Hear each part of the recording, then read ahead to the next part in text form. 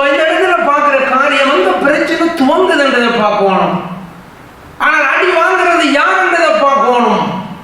அவர்களுக்குள் இருந்த பல ஜாதியான அந்நிய ஜனங்கள் தொடங்குறாங்க. அந்நிய ஜனங்கள் குழப்புறாங்க. தேவனுடைய வழிநடத்தல இருந்து வேறு பிரிக்கிறாங்க. கர்த்தரை கொண்டே அடி வாங்க வைக்கிறாங்க. எவ்வளவு ஒரு பொல்லாத காரியம் நடக்கிறது. நாங்கள் விழிப்புணர்வோடு இருப்போம். அவர்களுக்குள் இருந்த பல ஜாதியான அந்நிய ஜனங்கள் மிகுந்த இச்சை உள்ளவர்களாக. ஆண்டவற்ற பிள்ளைகள் உண்மையாக ஆசீர்வாதத்திலே திருப்தியாக இருக்கிறார்கள். இன்றைக்கு நாங்கள் பார்க்கலாம், சேர்ச்சில் உள்ள பிள்ளைகள் உண்மையாக பயபக்தி உள்ள பிள்ளைகள்.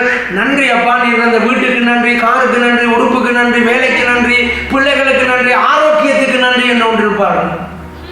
இன்னொரு ஆள் வந்து சொல்லும், நீங்கள் என்ன செய்தாலும் இப்போ கடைபிடிக்கிறீங்க, என்ன செய்தாலும் குடும்பத்தில் உங்களுக்கு பிரச்சனையாக என்ன உங்களோட பிள்ளை ஒன்று குறுக்காக போச்சுதான் உங்களுடைய சமாதானத்தை கெடுத்து தொடங்குவார்கள். உங்களுடைய காரியங்களை, விசுவாசத்தை இழைக்கப்படுகிற காரியத்தை தொடங்குவார்கள். கவனமாக இருப்போம். நானும் நீங்களும் ஆண்டவருக்கு எல்லாத்துக்கும் நன்றி சொல்லிக் கொண்டிருக்க வேண்டியதுதான். ஆண்டவர் மென்மேலும் நம்மை ஆசீர்வதிப்பார். ஆமென்.